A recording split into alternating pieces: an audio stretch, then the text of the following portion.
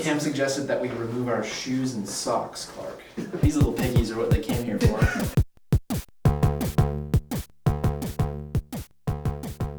Welcome to Twincast Pod. We're kind of doing an informal podcast this month because we've all been super busy. So, but we'll talk a little bit about that so you can know what's going on in here in our lives here. But we're a podcast where we pick up old video games, we kind of dust them off and turn them around in our hands, and we plug them into our systems and we play them to see if they hold up today. I'm Cam. We've got Trevor here, and we've got Clark. So I've been moving, so I've been super busy, and Trevor's currently in a move. Yeah. And Clark's been busy with work and life and everything. So and helping mom move. Yes, Yeah. We've just been moving and moving and moving. Just boxes and boxes have been our life, and we're actually getting ready to go to the convention here in Utah for the retro game convention. We have a booth, and so we need to start gearing up for that too. So Yeah, let's put a little graphic right here over Trevor's face on like when it is and stuff. Which booth number we are and stuff. So What are the dates of that? it's the 7th and 8th of August, and we have a booth there, and we're super pumped. We've been planning this out. We're going to have all our podcasting equipment there at the convention. We're going to have some CRTs set up there. a lot of this stuff back here is going to be there. We're going to bring our old systems here, and our plan is we're going to have people come up and talk to us while they play some of their favorite old video games. And so we're pumped to see what people's favorite video games are and talk to them about it, and maybe getting some insights on some of the games that they grew up playing. So come and meet us.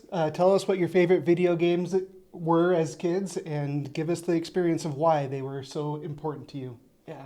Unfortunately, you won't be able to see this beautiful face there. I won't be there, He is unfortunately. moving, and we're going to miss Trevor a lot. So this is actually going to be our last in-person podcast with Trevor here for a long time. For so. at least a year or more, right? Wow, yeah, a while. So Well, You might make a appearance like randomly if you're back for like a holiday or something. yeah. This is, I mean, I'll be here for sure sometime in the future, but it'll be kind of hit and miss whether or not it'll line up with your guys' schedule. Yeah.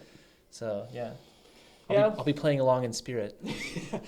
like everyone, life happens, and we keep on moving along.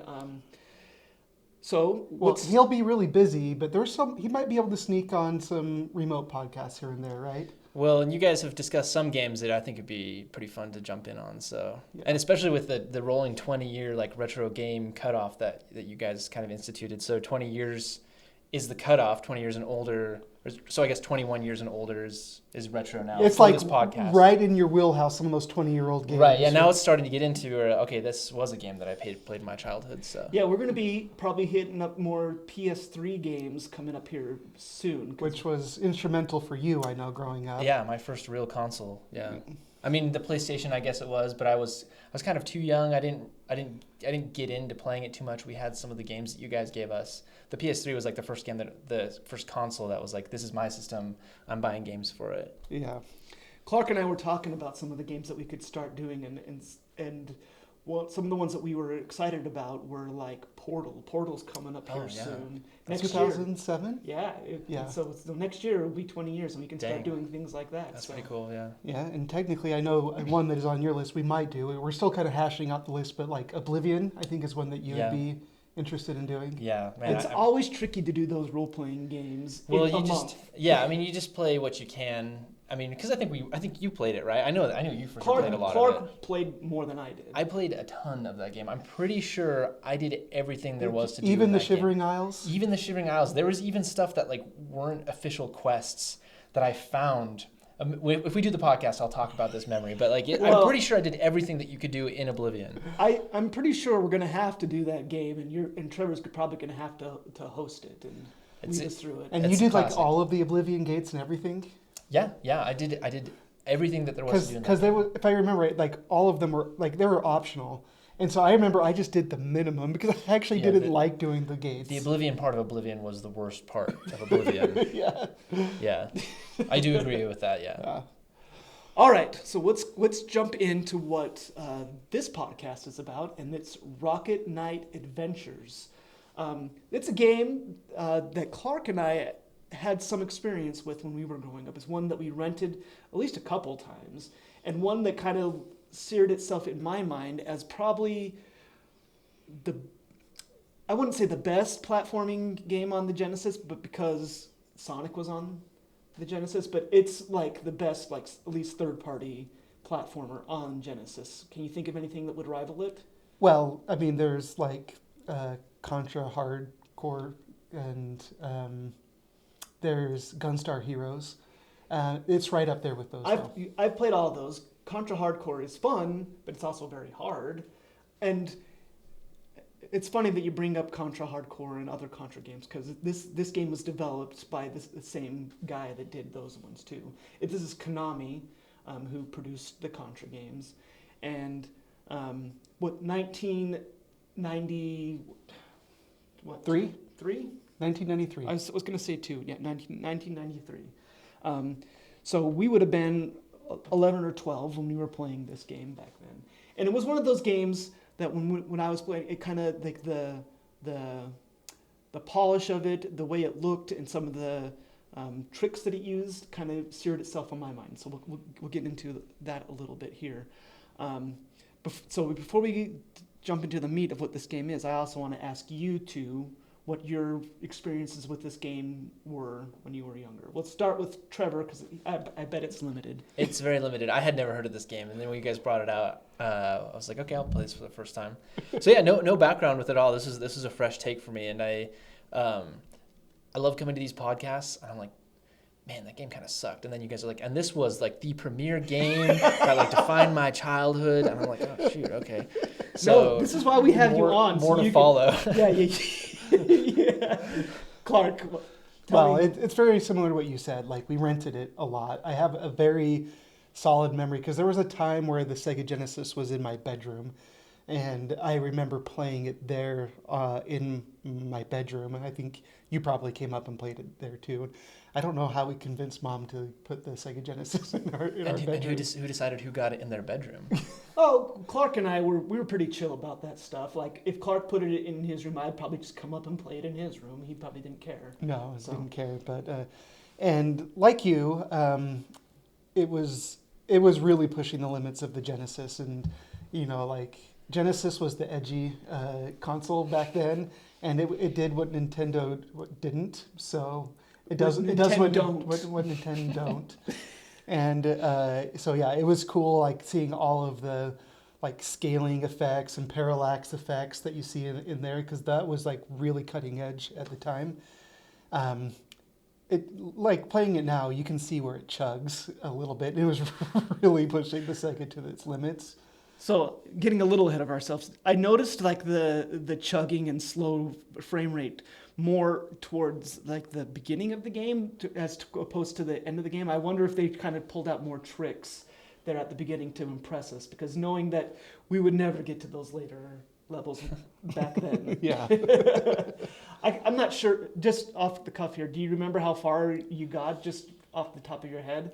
Things started to look pretty like unfamiliar by like level 3 to me. I did remember level 3 is like the lava one, right? Or was that 2? I thought that was 2. Level 1's actually pretty long in this game. Yeah. Anyway, so this game was exclusively on the Genesis. It wasn't even on the Super Nintendo. The sequel did come to the Super Nintendo, and there was a sequel for the Genesis, but they were different. Yeah, they were Sparkster. They were named the same, but they were 2 different games. Right. So, but it was like one of those console war sort of games when it first launched. yeah. So I have a question for you, Trevor. What is your favorite video game mascot? Video game mascot? Mascot. Yeah. As opposed to like the main character? Just like a mascot, like this that is represents the like series. Represents like Yeah, either like- Sega or a company Like Sonic or Mario. Mario, James Pond.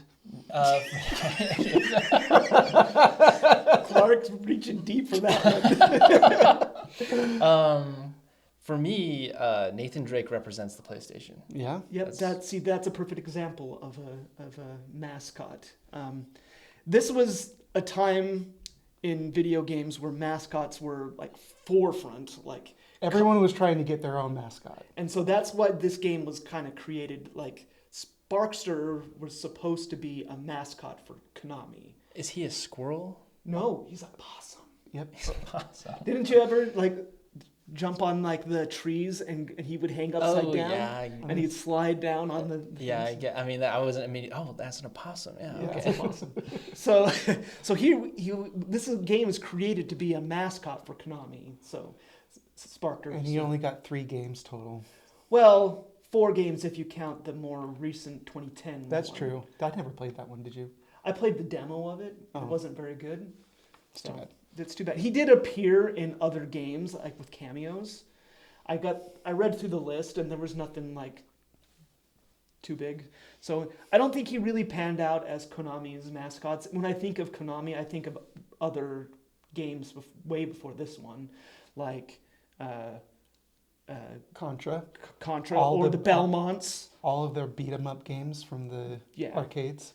But this was like the one that was actually specifically created to be a mascot, a la Sonic or Mario, and you could tell they tried to make him cute, and he's a possum that's really cute. But I'm not sure if you He's guys got his gimmick of his rocket pack. he's got his rocket pack. But have you guys ever seen a possum in real life? I don't think I've so. I've seen pictures and stuff. I listened to a podcast about a possum. You did. Stuff You Should Know did a Maybe if I had listened to that If one, I you- would have recognized him. They're pretty nasty creatures. I came across them a couple times when I was out in Chicago, and you don't really see them out here where we are right now. But they're kind of they hiss at you if they see you. Are they the ones that play dead? Yeah, they'll play dead. And that never happened to me. I only saw them a couple times, but they kind of just rifle in your trash, and What a weird mascot that they wanted. they made him look pretty cute, I guess. He was cute. Yeah. He had a jetpack, so that's cool. Well, let's talk a little bit about the aesthetic of this game here.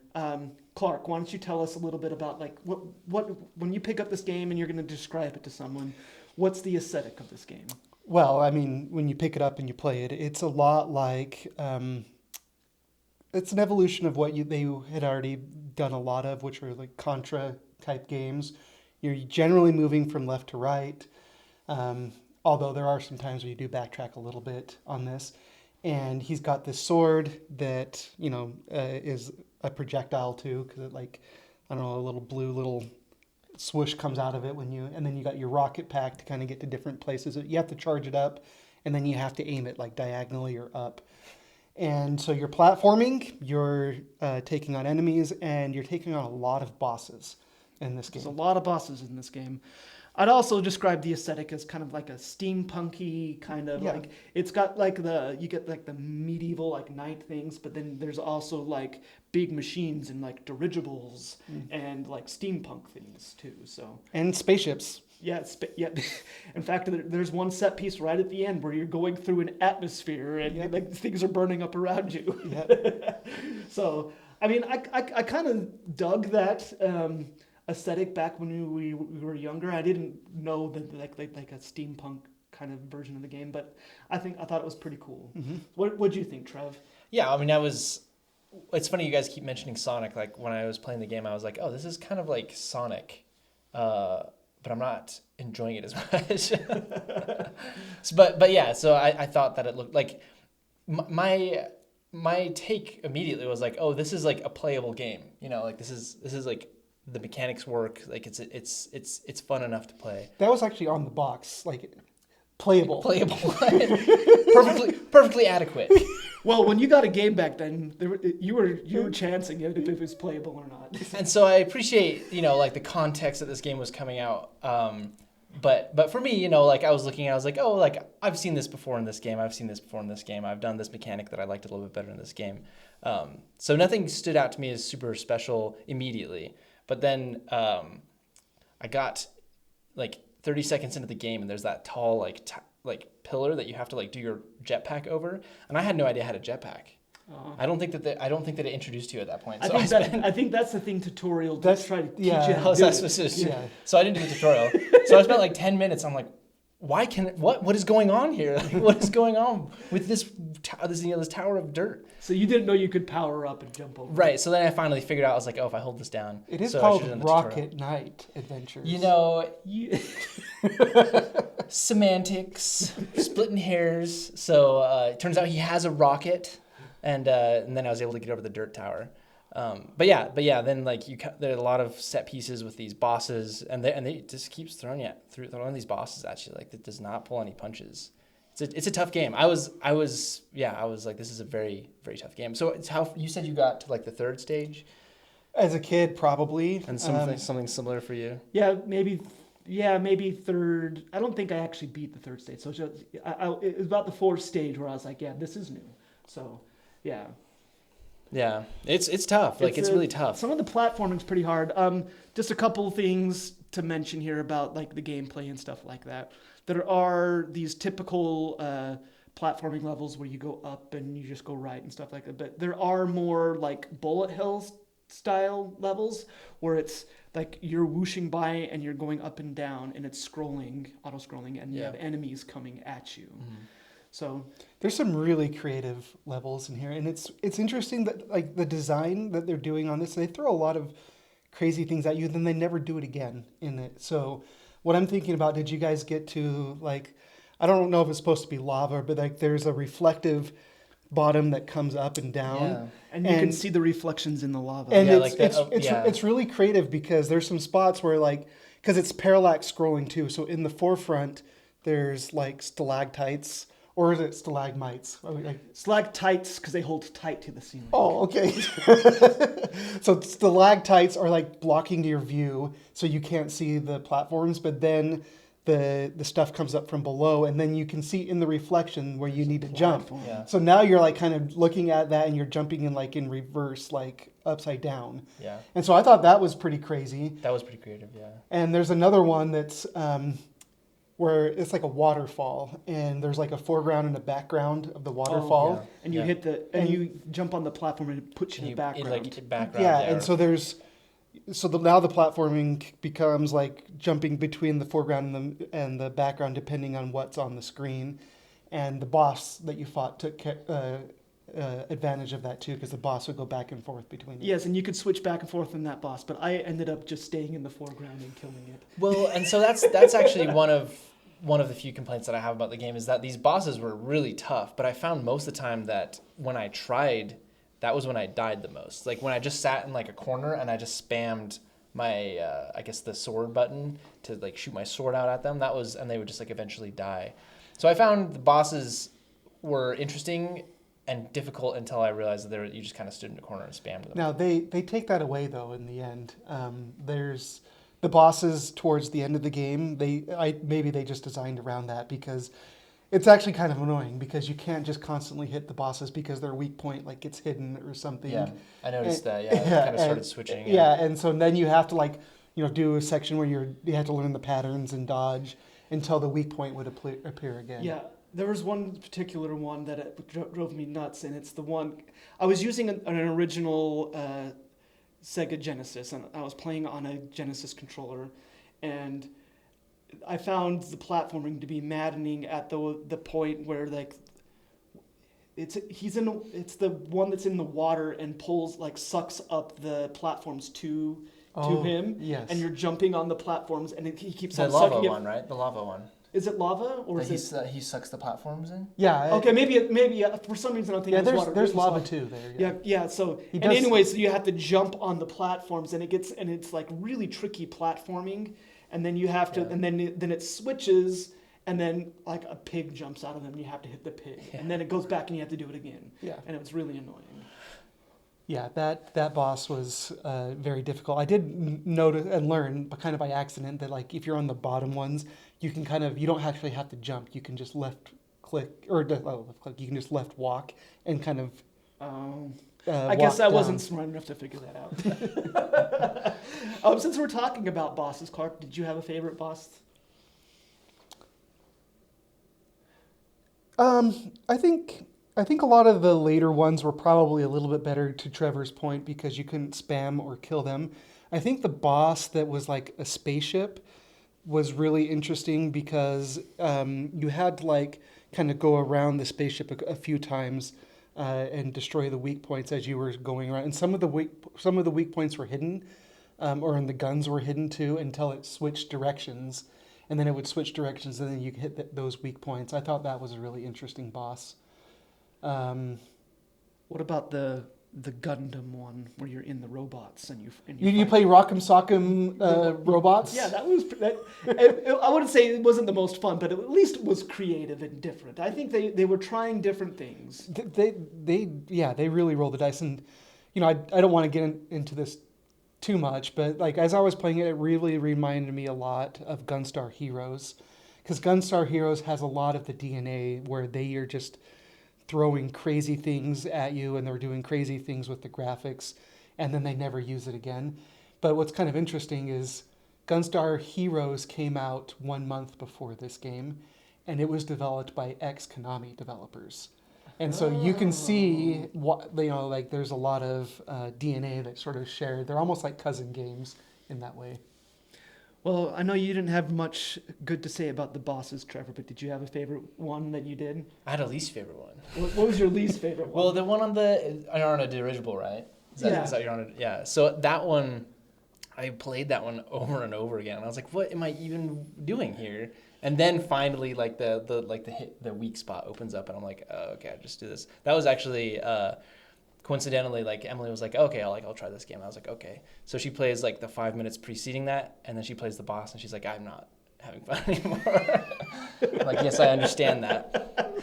But no, every single boss was completely different, which is cool. Like you don't even some modern AAA games don't even have that going for them. So that is definitely a hallmark. I want to shout out to the one that you have to where you're hanging by your tail and you have to charge up and hit him as he's at the bottom of the screen. That one was pretty creative too. So, all right. We kind of skipped over what this whole game is about. Who is this mysterious possum? Clark, what do you know about?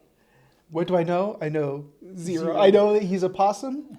I know he's got a rocket pack. I know that there's some princess that's been taken.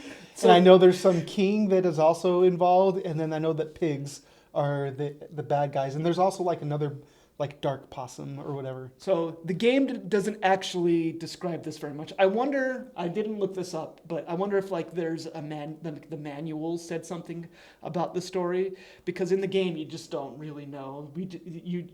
At first I thought, am I just trying to save this princess? But there's actually a reason why. Enlighten us, Cam. Think of this as kind of like the Shakespeare Knights, of retro games, right? Think of the Rocket Knights as an order, kind of like you guys ever see The Last Crusade? Indiana Jones' The Last Crusade? Yes. Oh yeah. Do you know what the Knights Templar is? Yeah, that guy, the old guy that says you have chosen wisely. Yes. Anyways, what was their whole job? To guard the Holy Grail. So the Knights' whole job is to guard this secret and key to a planet destroyer thing. So back in the days of yore here, there was a kingdom, and they got attacked by piggies, by this group of pigs. These guys all have names. In fact, let me just look it up because I don't really remember here. The first king of this kingdom, he's the king of Zephyrius, and his name is Elzephyrius. Wait, does that mean the Zephyrius? I was just going to ask Trevor to translate that for us. My limited linguistic ability, says that's the Zephyrius.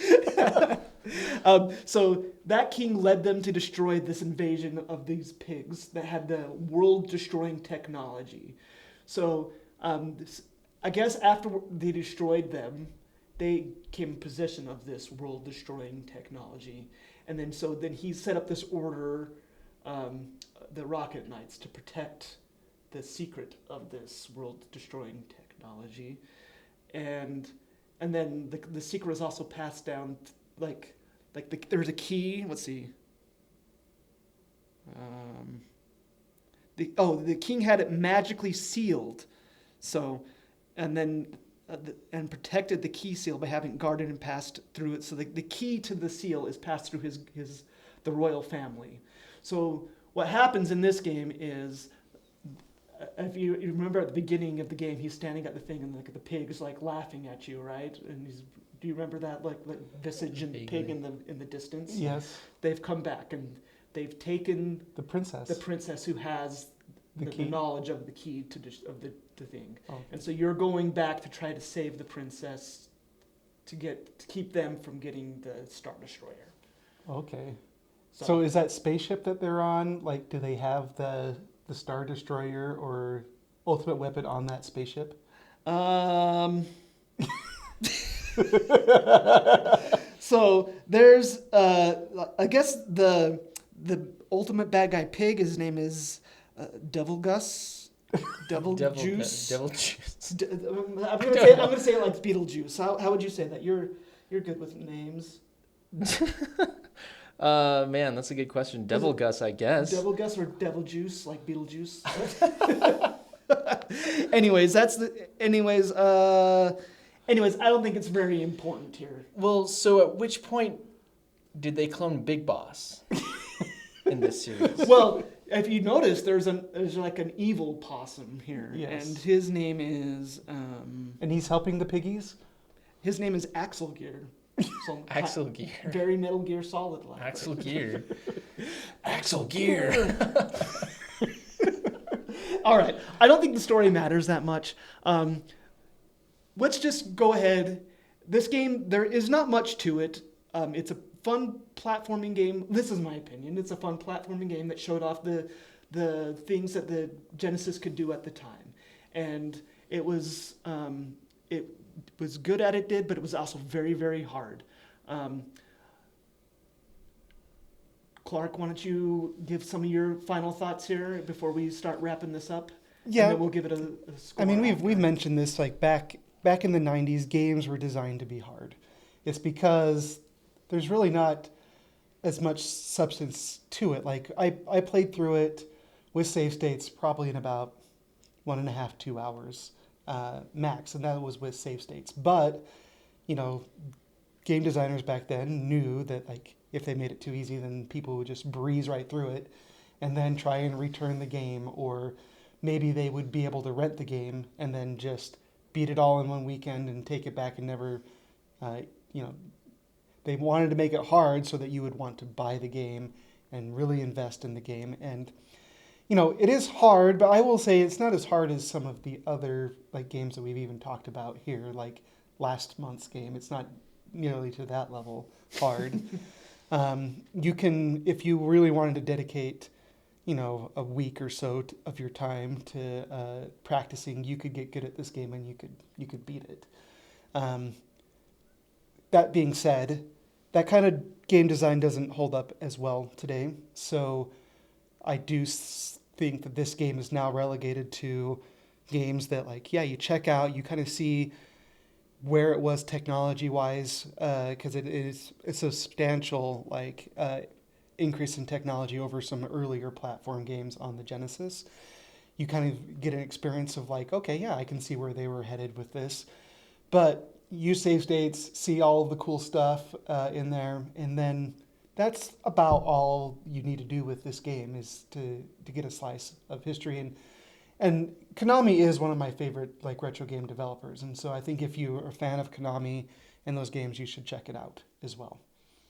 Any final thoughts for you, T, before we give the grade? Yeah, it kind of felt to me like it was kind of like a stepping stone to a lot of mechanics that I saw in later games that I knew and loved.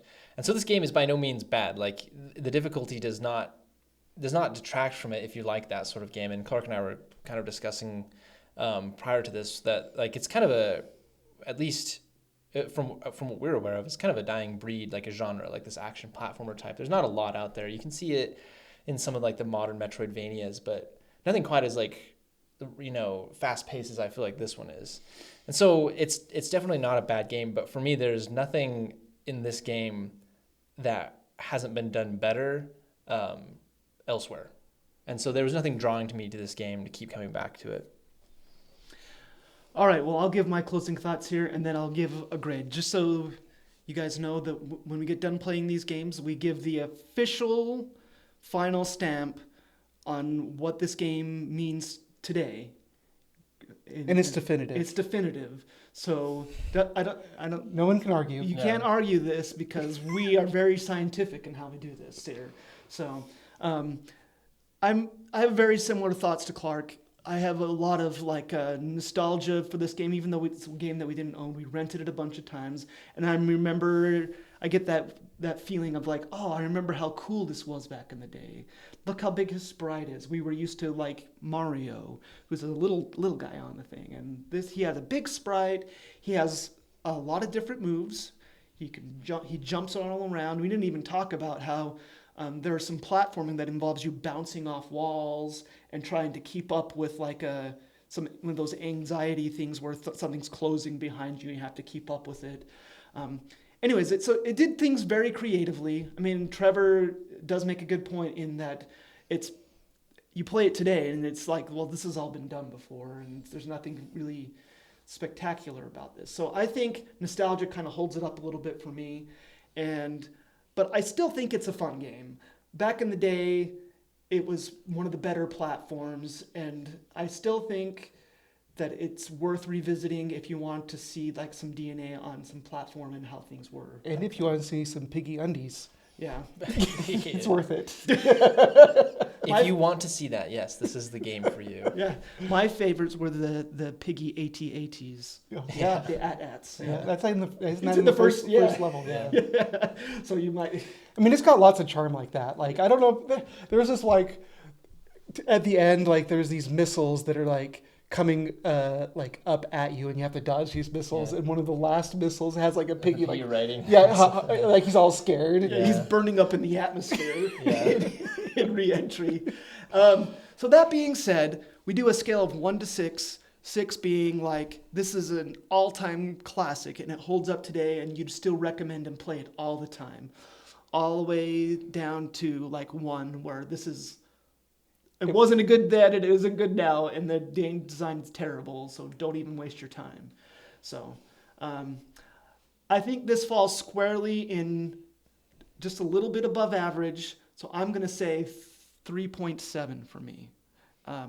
Trevor, what do you give this game? I would give it a 3. I'll be generous and give it a 3 because That's even better than I thought you were going to. because I think it's not a bad game. It's just there's just nothing there for me, and I come in without the context. But yeah, nothing special, but by no means a bad game.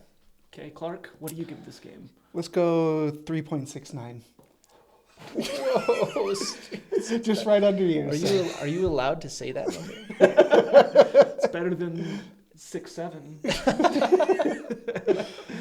Yeah, but I mean, I agree with you, and I kind of gave my, thoughts about it just a little bit ago. So, it's got lots of charm, and it's a cool game. I think everyone should check it out just to see what the progression of this genre was, and like the importance of it was on the Genesis as a whole. So, All right.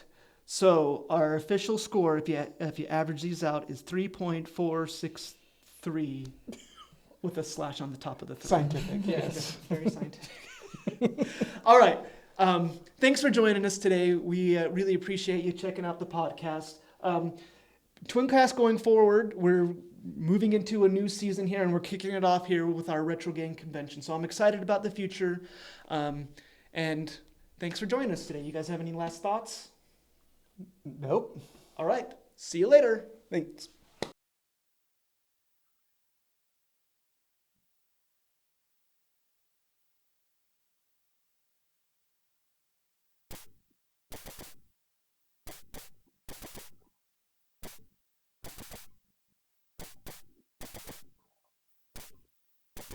I can turn Trevor up right here. Hello. Oh, hello.